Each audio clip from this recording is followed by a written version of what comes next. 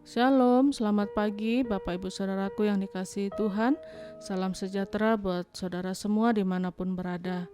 Saya mengajak Bapak Ibu Saudara untuk bersaat teduh dan berdoa dalam renungan penuntun kehidupan setiap hari. Kiranya damai sejahtera dan sukacita oleh Roh Kudus senantiasa melimpah dalam hati dan kehidupan kita semua. Tema penuntun kita hari ini adalah orang-orang upahan. Ayat bacaan kita terdapat di dalam Injil Matius 20 ayat 1 dan 2, berkata demikian. Adapun hal kerajaan surga sama seperti seorang tuan rumah yang pagi-pagi benar keluar mencari pekerja-pekerja untuk kebun anggurnya. Setelah ia sepakat dengan pekerja-pekerja itu mengenai upah sedinar sehari, ia menyuruh mereka ke kebun anggurnya. Bapak Ibu Saudaraku yang dikasihi Tuhan, kerajaan surga tidak terdiri dari orang-orang pengangguran, tetapi kerajaan surga terdiri dari orang-orang yang bekerja keras. Dan ini bukan berarti saudara yang belum mendapat pekerjaan atau yang menganggur tidak dapat memiliki tempat dalam kerajaan surga. Tetapi yang dimaksudkan di sini adalah bahwa setiap kita harus bekerja keras. Keselamatan kita terjadi memang karena anugerah. Tetapi justru karena anugerah yang kita terima, maka kita tidak mau sia-siakan anugerah itu.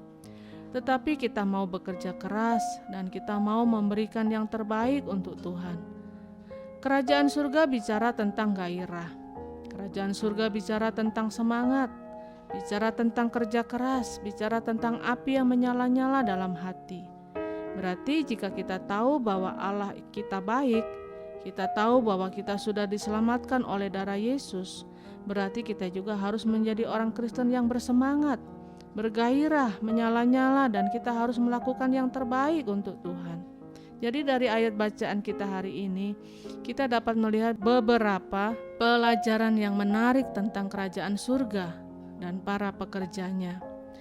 Yang pertama, kerajaan surga erat kaitannya dengan kerajinan. Memang betul kita diselamatkan hanya oleh karena anugerah. Kita tidak bisa diselamatkan karena perbuatan baik kita. Saudara boleh menyumbang gereja, saudara boleh berbuat baik apapun, tetapi kita tidak bisa diselamatkan oleh perbuatan baik kita.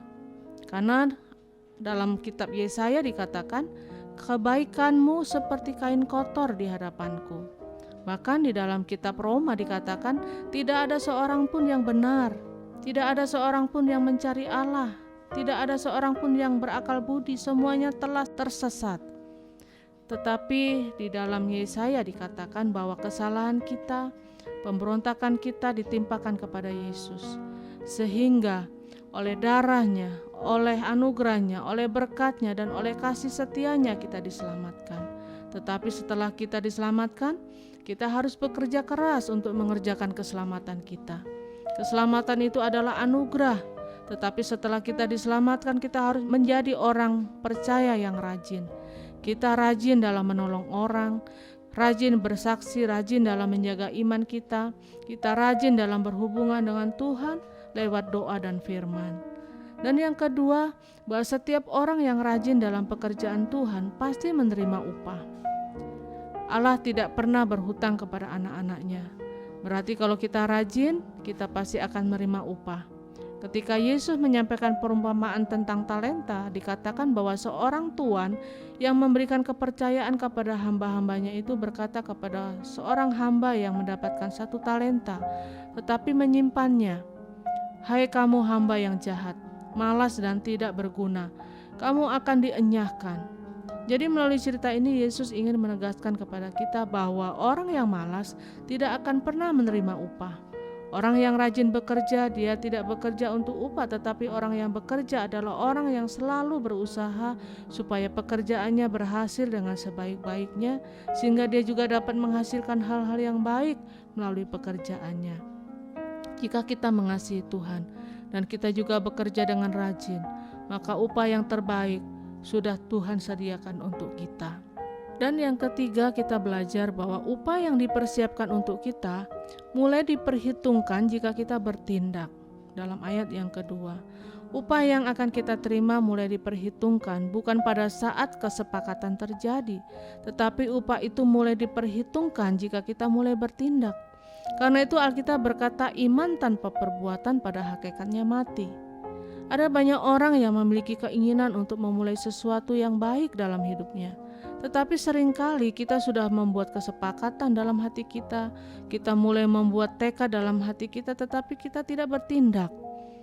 Allah menantikan kita sampai kita mau bertindak. Sebagaimana Alkitab berkata, Allah yang mengerjakan di dalam kita kemauan dan kehendak, tetapi tindakannya kita yang harus memulainya. Waktu kita berdoa, Roh Kudus yang akan memberikan kekuatan kepada kita. Ketika berharap kepada Tuhan, Roh Kudus memberikan semangat kepada kita. Tetapi jika kita tidak mau bertindak, maka kita tidak akan melihat setiap janji-janji Allah itu digenapi dalam hidup kita. Jadi Bapak Ibu Saudaraku yang dikasihi Tuhan, yang Allah minta dari kita hanyalah langkah awal. Karena waktu kita berani mengambil langkah awal, maka Allah yang akan memampukan kita untuk melakukan pekerjaan-pekerjaannya yang besar. Amin. Mari kita berdoa. Terima kasih Tuhan buat firman-Mu pagi ini yang kembali membawa kami kepada penuntun yang pasti, yaitu firman yang membawa kami kepada terang, kepada jalan kebenaran, yang membawa kami untuk kami boleh belajar bagaimana kami hidup semakin berkenan kepada Tuhan. Tuhan, kami tahu kami adalah orang-orang yang Tuhan panggil untuk mengerjakan pekerjaan mulia, pekerjaan besar bagi kerajaan surga di akhir zaman ini.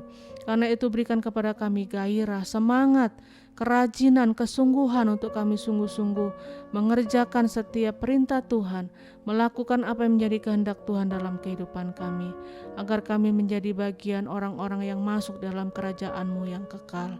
Terima kasih Tuhan buat firman-Mu pada pagi hari ini. Biarlah firman-Mu ini terus menuntun kami kepada terang-Mu, kepada kehendak dan rencana-Mu. Di dalam nama Tuhan Yesus kami berdoa dan mengucap syukur. Haleluya. Amin.